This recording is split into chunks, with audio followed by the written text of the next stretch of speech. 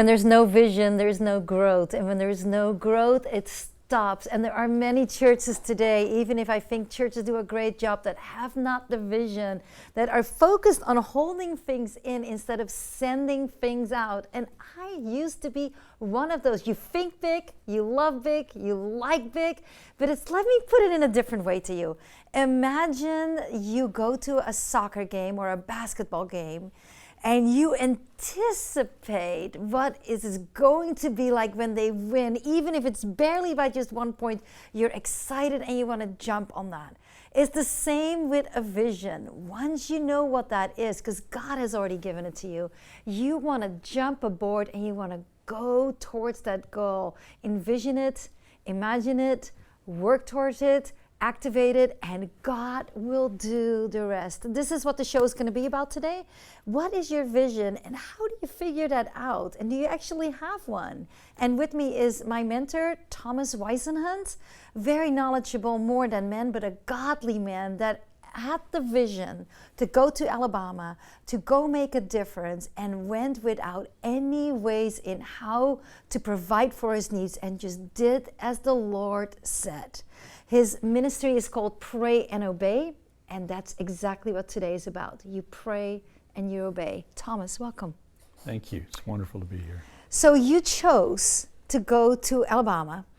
I was told to go to Alabama. You went to Alabama and you had nothing, but you had that vision. What does that look like? Because people are saying, how do I identify with this, you know? The vision that I had from a very young age was to help people. And along the way, he's been fine-tuning it, but I always knew that I was to work with people that were hurting, that were hopeless. And so he said for me to go and help a ministry in Alabama. I did that, and just like we talked about when I was in Africa, after I was there a short period of time, the thing stopped. And I said, what's going on? And he said, that was the carrot to get you here. Now we're going to work on the vision. So I continued to do the things that he told me to do, which were all in the process of working out and preparing for the final vision. He just told me about a week ago, he said, you've just stepped into your final assignment on this earth. Wow. And I am very excited about it. But I had a vision a long time ago that kept me pointed in the right direction. And everything that I went through was training, preparing me for this time in history. But if I hadn't followed the vision, I wouldn't have gotten there. Wow. So you have the vision, you go there, no place to stay. I had nothing. No food, you just took an airplane and showed up? I did. Well, I knew a guy there, and he invited me to come. So I showed up, and he said, oh, you know, I just really am impressed I'm supposed to do this. And he put me up in a house. And then just everything that came along, God would cause me to be at the right place at the right time to meet the right people. And in functioning in that, it allowed me to do what God wanted me to do. And that opened the doors to things that I never would have been able to do. So it has... there's a change happening in Huntsville, Alabama that is just phenomenal. There's a church that I've worked with that now is the fastest growing and most turned on church I've ever been involved with. Now, why? Why you show up from California, you go to Alabama, and you walk in the door by God's assignment and they explode. What is it that you're doing differently that they were not doing there? I came from an apostolic training, which is work with the leadership, not the people, work with the leadership. And I literally mentored these people for almost a year and watched them go from a place of just, I hate to say it, but there's a lot of religion in the church. You mean from doing church to actually Yeah. doing the book of Acts? Yes, Is that ma'am. what you're talking about? Yes, ma'am. And we went after the people that were the hurting people, the Celebrate Recovery and those kind of people. When I first got there was less than 10 people, and now on a Sunday morning there'll be around 75, and on Thursday night there'll be 85. What's so special about Thursday nights? Because we let them do the stuff. And they come and we encourage them. Teach, and then now you do it. We activate them. And people from all sorts of churches are showing up and saying, boy, I've been looking for this. Yeah, because it's usually, and there's a lot of great leadership, but it's here's the work and there's the pew sitter. and that needs to be changed. I remember when I met you that I had been asking the Lord to give me a mentor for years. I asked pastors, I asked all these people, and then you came in my life, and you're different, man. You're just different, because you put me on the spot, say, now go do what you're supposed to do. And I was like, well, no, I'm not trained enough. I'm not good enough. My vision isn't big enough. And that, I think, is where a lot of people are stuck, because that's not what it's about. We have to activate and step into it. Am I correct? Yes, ma'am. If you don't do it, it gains you nothing. Did you notice that Jesus sent out the 12 and he said, just go, guys? And they came back going, wow. They were excited. And then he sends out 70. Now, these weren't the 12 he was training. These were people who were just following him. The 70. And he sends them out, and they come back going, wow, even the demons were obedient to us. Right. We try to get people perfected before we send them. That's not the right way. You teach them enough that they can go make a mistake. And that sounds funny, but the truth is God puts you in mistakes to train you. When you're going to do something, he knows you're going to make the mistake before he makes it. He's already made the way to train you. He's already made the way to fix the mistake before you even get there. And out of that mistake, you learn something you wouldn't have learned. So the real truth of learning is get up and start trying. He knows what's going to happen before you do it, and yet he's still sending out the 70. Say, go, guys. So, and I'm listening to you, and I agree, because I know because you mentored me, I know what you're talking about. But I can see this viewer saying right now, what do you mean, go do this stuff? What are you talking about? What am I supposed to do? And how do I hear God's voice? And how do I pray and obey? So how would you apply to that? My application is this.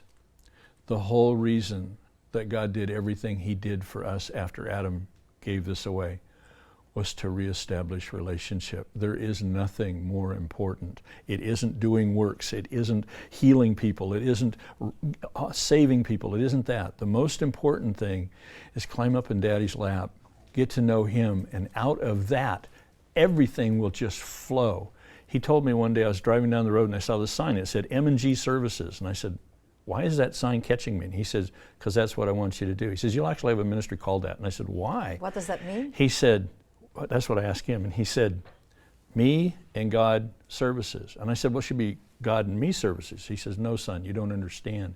He said, unless you get up and say, I'm going, God won't. Wow. And you know what? So there it's is me more first. to that. Thank you. There's more. Did you get that? God goes while you're going. We're out of time. Stay tuned. You don't want to miss this. We'll be right back.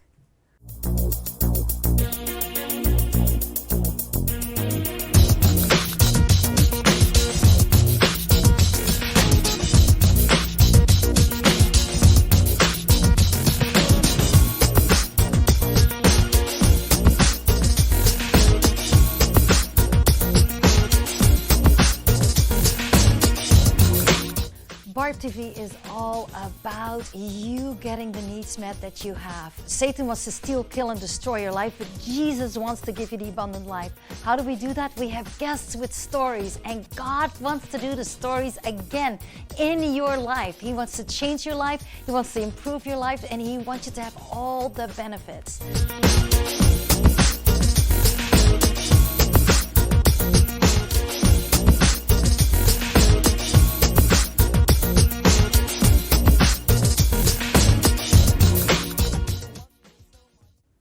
So we're talking about vision here. We're talking about, actually today's show's title is Know Your Vision. And we're talking about that. What is so crucial for people to know their vision? The vision, Lord showed me a picture once, and it was really it explained a lot. And what it was is I saw a blueprint. It was laying in front of me, and He was working that blueprint. And what He said to me was, He said, in this time in history, I have a blueprint already established about how it will work. And He said, what I do is I give a vision to a person, which is a piece of the blueprint. If that person will follow the vision when it comes up to time, then He hands them the blueprint and they'll walk it out. If they don't and they choose not to follow the vision, then He'll actually give the same vision to somebody else. Till they get it? And no, He'll give the same vision to somebody else, and then they'll walk up and take that piece of it. Because each part of that blueprint is us doing it. But it has to be directed by Him. Jesus said, I only do and I only say what I'm shown to do and told to say. So what it really comes down to is we have to see what God's doing and then do what he has for us to do. And that's our vision. That's what gives us the drive. That's what points us in the right direction. And then he directs us along the way to get us to where he says, okay, here's your piece of the blueprint. Now go do it. And that's what you got, because you were talking about that sign in Alabama. And you said, no, it's God and me. This is incorrect. And God said, no, it's me and you, because you have to activate it. Is that what you're talking about? You need to go. You need to step out on what you believe that God's wanting you to do. And when you do, he will direct you in the process. But if you don't step, he won't push you. But what's interesting is, to me, something I just learned was that it's almost like the 3-second moment you hear the Lord, and then there's this other thought that is coming in to tell you not to do it, that rationalizes you to go do something else. Now, to me, that's the devil. But it seems like they're so close together. So how can people better recognize what is of God and what is that distraction? I asked a man one day here a while back, I said, would you like to learn to hear God speak to you? And he says, no. He said, the devil's so big, he'll deceive me and I won't. Oh, wait a minute. Hold on. He says, I'll be led astray. And I said, what the problem is you have more faith in the devil's ability to deceive you than you have in God's ability to lead you. The truth is, if God is really your God, then treat him that way. Go and say, I want to hear you. You will find out he will start talking to you. I want to work for you. You will find out he'll start using you. He's waiting on us, me and God. Me needs to step out, and then God comes and completes it. And that's the way it's really supposed to work. So it isn't difficult to hear God. He's the one that wants to talk to us. He loves to talk to his kids. That's why the people say, well, he only gives me a little piece of it. Yeah, because he wants you to come back for the second time to get more, and then come back again to get more. Because if we got it all at once, we'd run with it and mess the thing up. So he gives it to us in pieces, but the real reason is he wants the relationship. And you keep coming back to the relationship. That's already what Adam was doing in the garden, wasn't he? He was. That was the first, and it keeps going back. And what was it that Jesus did when he was here? Relationship. He would go off and talk with Father. So how do you cultivate? How do you work on that relationship? Because, when I work with a relationship as a friend, you talk together, you connect together, you go have dinner together, you do fun things together, serious things together. You do the same with God, basically. Yep. But people, I can see when you told me the first time, go spend time with Jesus, and I'm like, well, how do I do that? I read his Bible, I worship, that's good enough. But that's not what you're talking about. That's not what real relationship is. Relationship, John 10:27 says, my sheep know my voice. The word voice there is P-H-O-N-E. It's phone. It's what we use for a telephone. If you literally will just start talking with God, expecting an answer, just start talking and expecting an answer, you will very quickly find out you will start hearing him. And you'll know it's him. Then I suggest you have a journal and you write in your journal what God says, because he'll say it today and 2 days later it'll come out exactly like he just said it, and you go, whoa, I'm really hearing God. He wants us to hear, he wants to prove it, he wants us to know it, and it really comes down to us to make the choice to go do it. Now, I was thinking, I was kind of chuckling about that, because I've been there so many times, and often we allow those distractions to take it away. And I think one of the famous things is, today's motto, today's culture is, it's about me and what I deserve. Yeah. And we often have to sad. take ourselves out of the way. Yes, ma'am. To be able to step into that. Now, I've been told, and I've seen it, that you cast out demons. Now, people get nervous about that, but is it possible that some people are not able to see their vision because their minds are so blurred that they're not able to connect with the relationship with Jesus, because they're not able to hear or see what the Lord is saying them? Yes, ma'am. But that's easy to overcome. See, the Bible actually says this, greater is he that's in me than the devil is, than what the world has. And it says, as Jesus is, so are we in this world. A better way to say it is, as Jesus is, I am. That being the case, I have the authority. If I'll use it, the devil will stop. If I don't, he will continue. And it's very simple. Just say, devil, shut up. Quit talking to me and leave my presence. And you will find that voice that goes, yuck, yuck, yuck, yuck, in your ear won't be there. Now, you may have to do it every day. You may have to do it several times a day until he finds out that you really mean it. But it will really work. We just need to choose life, not death. Choose life and get up and act on it, and you'll run into God face to face. He's there waiting for us. I was in a hotel room last night and went to sleep. I said, oh, I'm just going to sleep. And all of a sudden, there he was, one of those devils. I'm like, get out of here now. And when you mean it, it stopped instantly, and that was the end of it. But in the past, it would keep going. But once you step into that authority, and I want you to know that, you have to step into the authority. You might know it here, but you have to get to the point that you know it here. And once you know it here, that's when that switch takes. And that's what you helped me with so much. Once you get that identity of who you were and what you were created for, that's when that all changes. But even at this point where I'm at today, I still get hunted sometime about that vision. Because I've looked at it this way, but you've been bombarded enough by many things happening you did not plan on, that vision starts to kind of fall off that path. So how do you, those are the moments doubt comes in. Those are the moments you start wondering. Those are the moments anything becomes hard work right now. That needs to be having a switch. And I think we're actually ready for a break. Stay tuned. We'll be right back. Peace is beautiful. However, finding peace is not always easy. But the result when you get there is life-changing. Are you ready to dream bigger, pray bigger, believe bigger, and live bigger? If you want to break free from dull Christianity and transform to a vibrant, active believer, what are you waiting for? Dare to Believe Big teaches you to believe like never before. It is time to grow, evolve, and expand. Discover 4 words that can transform your life. Are you ready to build a relationship with God? God has incredible plans for you. It is an exciting opportunity, and you can live each day with a high expectation of what God will do next. Don't wait any longer and sign up for your new free membership. Sign up now and get a free gift at daretobelievebig.com. So we're talking about vision right now, and people have a vision. Often they get them at a young age. They dismiss it, they start their jobs, everything, they move on. But then how do you bring them back with all these distractions? How do you help people to know their identity and where they need to go with that vision once those distractions take place? Okay. James chapter 4, I believe it says, draw near to God and he'll draw near to you. The key in this is always our choice. He'll let us go to hell if we want to. That's our choice. So what we do is we choose to say, God, I want to fulfill what you have for me to do. Now, I don't know what that is. There may be a vision back there. I've forgotten it, but I want it.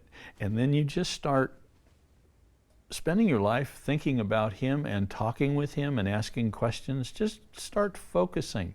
As soon as you do, he'll start putting the vision back in you. He'll start bringing it alive. People will say things and he'll walk away going, whoa, that reminds me of. Or you'll see something and whoa, I remember when.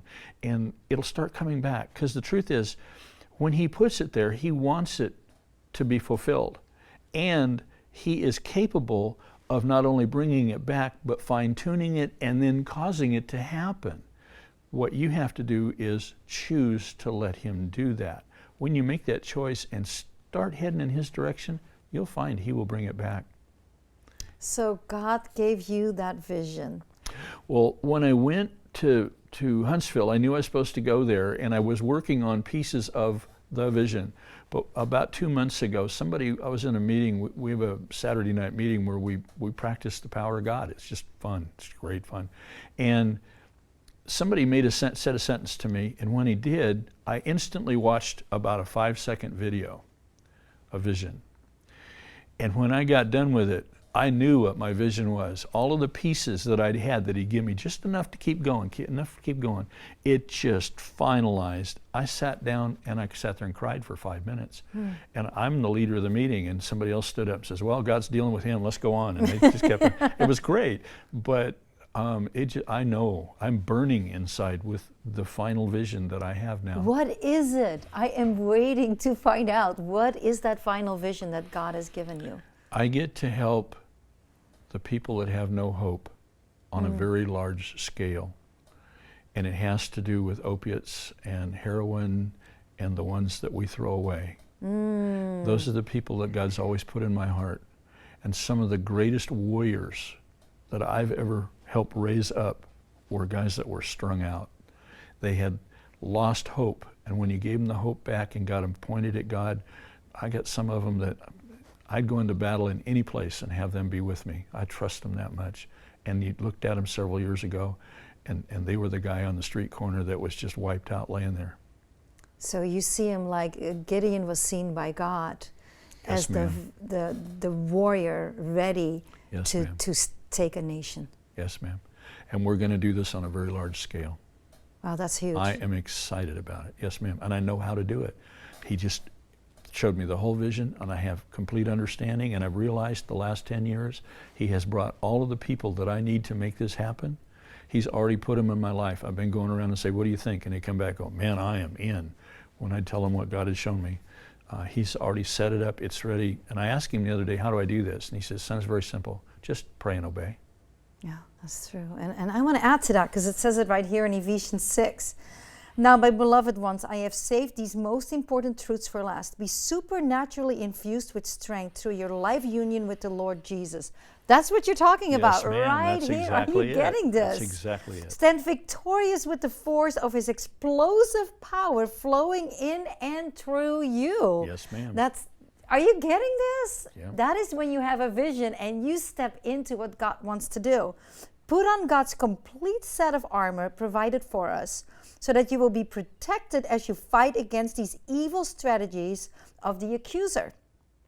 Your hand-to-hand combat is not with human beings, but with the highest principalities and authorities operating in rebellion under the heavenly realms. For they are a powerful class of demon gods and evil spirits that hold this dark world in bondage. That's the guy on the street corner. Yes, That is ma'am. the That's opiate exactly addiction. it. Because of this, you must wear all the armor that God provides, so you're protected as you confront the slanderer, for you are destined for all things and will rise victorious. Can I make a comment? Yes. When you put the armor on, don't ever take it off. Right, and that's what's next, of course. I've talked to a lot of people and they say, well, I put on my armor every day. I don't ever take mine off. When I put it on, I am what God says I am. And I don't have to get redressed and refitted and everything every day. I go to bed that way and I get up that way. You and keep the shoes of peace. And I believe that when you know who you are, you're always wearing your armor. So and I think that is great because we often say we have to put it back on, we have to put it back on, but you say keep it on at all times, do never take it off. Jesus said, as Jesus is, so are we in this world. That's what the word says, all right? Does Jesus put his armor on and take it off every day? No, just stayed on. He's outfitted 24/7. Yeah. Why should we be different? We're soldiers. It should stay on. We don't Now, I have a take off. question for you. I want to challenge you a little bit because Okay. here it says in Ephesians 6, what I just read, you heard that, about the principalities, what we can stand against, and that we have victory. Then it tells you how to put on that armor of God.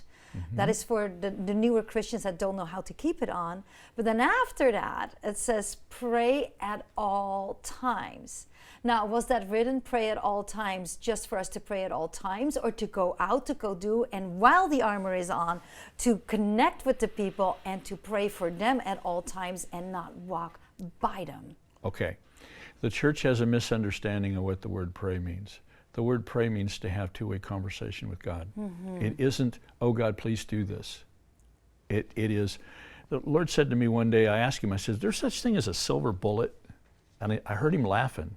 We have great conversations. And I heard him laughing and he said, yeah, there is. And I said, what is it? A silver bullet it's the answer to everything. And he said, there is. And I said, what is it? And he said, all you have to do is walk and talk with me every day, all day long, about everything. He said, you'll never be caught in surprise. The enemy will never set a trap that you won't know about. You will never run out of finances. You will never walk into a dangerous situation. All of these things that we are always concerned about won't happen because he knows tomorrow. He knows the next 10 minutes. And he says, don't go through that door, go this way. And you go through the other way and all of a sudden you find out if you'd walked in there was a fight going on and you'd walked right into the middle of it. You avoided the whole thing. He wants you to live that way. So if you're functioning that way, if you're praying all the time with God, you're talking with, not at, with him, Relationship. Relationship, 100%. You do that, and all of the rest of it will be taken care of. Now, if you have to face up with some demons, he'll tell you what to do, how to do it, and you'll always win. You always win. I'm learning that, and it becomes easier. Oh, yes, ma'am. It becomes easier. Yes, ma'am. It's because you finally start to realize who you are. Adam had all dominion. Yeah. Jesus came and demonstrated Adam. Every miracle, sign, and wonder he did while he was here, he did under the authority of Adam, a sinless man. And he did it as a man. And then he turned around and says, I'm going to set you in the same place. And you and I now sit exactly in the same place that the first Adam did, the second Adam did, and we're basically the third Adam. And we have all of the same authority, all of the same ability. Why aren't we using it? That's true. That's very true. So Thomas, Jesus even said we can do more than he even did. So if people want to connect with you, what's your website? PrayAndObey.com.